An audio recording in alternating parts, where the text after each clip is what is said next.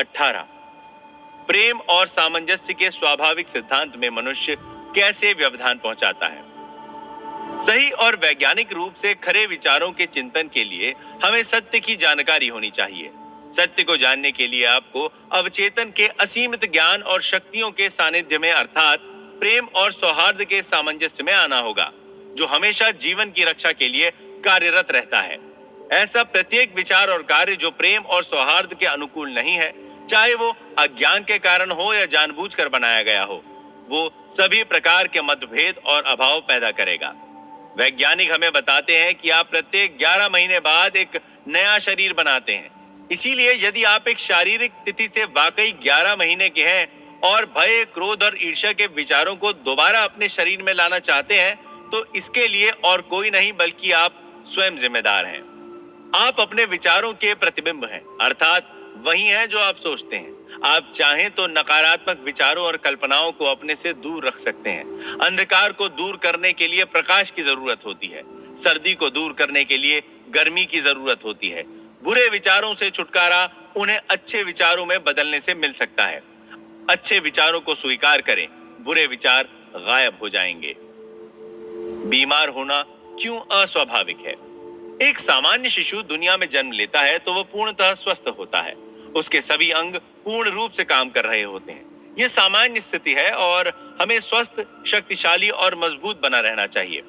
अपने को बनाए रखने की इच्छा अपनी प्रकृति की सबसे शक्तिशाली इच्छा है और अपनी प्रकृति में निहित सर्वशक्तिमान, सदा उपस्थित और चलायमान अक्षुण्य सत्य है। इसीलिए यह स्वाभाविक है कि आपके सभी विचारों, धारणाओं एवं आस्थाओं को ये जानते हुए कि वे नैसर्गिक जीवन नियम के सामंजस्य में हैं और जो आपके जीवन की रक्षा करती है, पूरी सक्रियता से काम करना चाहिए। इससे यह स्पष्ट हो जाता है कि शरीर की सामान्य दशा निश्चित रूप से और आसानी से ठीक की जा सकती है। इसके विपरीत असामान्य दशा को लाना मुश्किल होगा। बीमार होना असामान्य है। इसका मतलब है कि आप नकारात्मक सोच रहे हैं और जीवन धारा से विपरीत जा रहे हैं। जीवन का सिद्धांत विकास का सिद्धांत है। संपूर्ण प्रकृति शांति में जीवन के सिद्धांत का पालन करती है। जहां विकास और अभिव्यक्ति है, वहां जीवन का होना अनिवार्य है। जहां जीवन है, वहां प्रेम और सौहार्द का होना अनिवार्य है और जहां सौहार्द व सामंजस्य है, वहां पूर्ण स्वास्थ्य है।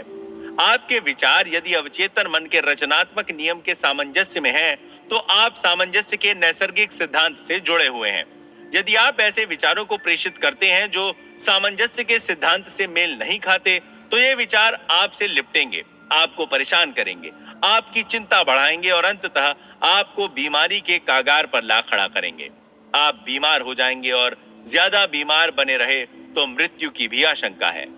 बीमारी के उपचार के समय आपको अपने अवचेतन मन से आने वाली प्रबल शक्तियों के प्रवाह को और बढ़ाना चाहिए और उसे अपने शरीर की पूरी कार्य प्रणाली में वितरित करना चाहिए।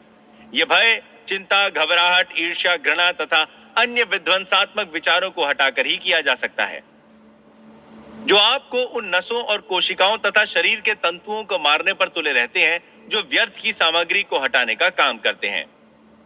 मार्च 1917 की नॉटिलस पत्रिका में एक बच्चे के ऊपर एक लेख छपा है, जिसे पॉट्स डिजीज या रीढ़ की हड्डी में टीबी था और उसका अभूतपूर्व उपचार हुआ। उसका नाम फ्रेडरिक एलियस एंड्रूज था, जो वर्तमान में अमेरिका के कैंसस शहर में स्थित यूनिटी स्कूल ऑफ क्रिश्चियनिटी में पादरी है। उसके डॉक्टर ने कह दिया था कि उसका इलाज नहीं हो सकता। उसने प्रार्थना करना शुरू कर दिया और हाथ पैरों के चलने से अपंग और शिथिल अवस्था से उठकर वो मजबूत, शक्तिशाली और शारीरिक रूप से पूर्ण स्वस्थ व्यक्ति हो गया। उसने अपनी आस्था को अपने आप बनाया और मानसिक रूप से उन सभी विशेषताओं को मन में स्वीकार किया जिन्हें वो अपने शरीर में देखना चाहता था। उसने दिन में अनेक बार ये स्वीकार किया, मैं संपूर्ण हूँ, प्रेम और सौहार्द में हूँ और खुश हूँ। उसने इस प्रार्थना को बनाए रखा और कहा कि यह प्रार्थना मैं सोने से पहले और सोने से उठकर करता था। उसने अपने प्रेम और स्वास्थ्य के विचारों को प्रेषित करके दूसरों के लिए भी प्रार्थनाएं की। मन का यह व्यवहार और प्रार्थनाओं का फल उसे अनेक बार मिला। उसकी आस्था और दृढ़ विश्वास ने अनेक सफलताएं प्राप्त की। जब कभी भय, क्रोध, ईर्ष्या तथा दुश्मनी उसके पास आना चाहती, तो वो अपने मन में उनके विरुद्ध अपनी आस्था और विश्वास पर काम करता। उसका अवचेतन मन उनके विचारों के अनुकूल अपनी शक्तियों का प्रयोग करके प्रेषित विचारों को नष्ट कर देता था। यही बाइबल की पंक्तियों का अर्थ है, आप अपने मार्ग पर चलो, आपकी आस्था ने आपको पूर्ण बनाया है।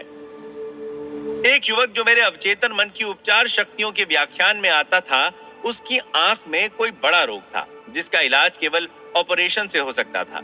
उस युवक ने अपने आप से कहा, मेरे अवचेतन मन ने मेरी आंखों की रचना की है, वो उसे ठीक कर सकता है। प्रत्येक रात वो सोने से पहले तंद्रा में जाकर शांत मन से कल्पना करता कि डॉक्टर उसके सामने बैठा है और वो सुन रहा है कि डॉक्टर कह रहा है, ये तो चमत्कार हो गया। ये वाक्य वो डॉक्टर के मुंह से हर रात लगभग 5 बार सुनता। 3 सप्ताह बाद वो एक बार फिर डॉक्टर के पास गया जिसने उसे पहले देखा था, और डॉक्टर ने कहा, ये तो चमत्कार हो गया। कैसे हुआ, क्या हुआ और कैसे हुआ? इस युवक ने डॉक्टर को अपने अवचेतन मन को प्रभावित करने के लिए एक यंत्र के रूप में प्रयोग किया, यानी अपने विचारों को विश्वस्त करने या उसे प्रेषित करने के लिए किया।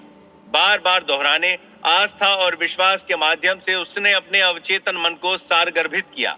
उसके अवचेतन मन ने उसकी आंख बनाई। उसके पास पूर्ण नमूना था और उसने उसकी आंख का पूर्ण उपचार कर दिया। ये एक और उदाहरण है कि कैसे आपके अवचेतन मन की उपचार शक्ति, आपकी आस्था कैसे आपको पूर्ण बना सकती है। आपका अवचेतन आपके शरीर का निर्माता है और इस काम में 24 घंटे लगा रहता है। आप इसके जीवन दान के नियम में नकारात्मक विचारों से व्यवधान पहुंचाते हैं। आप अपनी किसी भी समस्या का उत्तर बताने की जिम्मेदारी सोने से पहले अपने अवचेतन मन को सौंप दें। वो आपको उसका उत्तर देगा। अपने विचारों पर निगरानी रखें। जो भी विचार आप स्वीकार करते हैं उसे आपका मस्तिष्क और ग्रंथि चक्र या उदर मस्तिष्क में पहुंचा देता है। वो अपनी दुनिया में यथार्थ बनकर प्रस्तुत हो जाता है।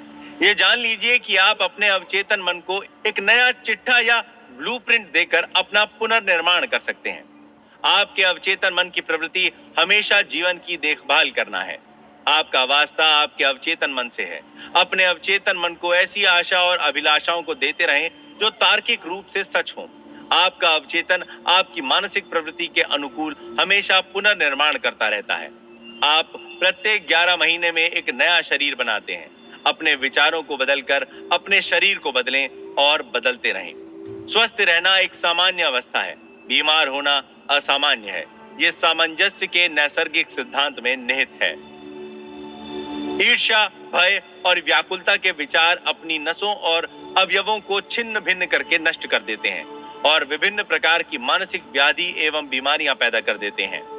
जिन विचारों को आप चेतन मन से स्वीकार करते हैं और महसूस करते हैं कि वो सच हैं, वे आपके मन, शरीर और सभी मामलों में सजीव हो जाते हैं। अच्छे विचार स्वीकार करें और आनंदपूर्ण जीवन का सुख प्राप्त करें।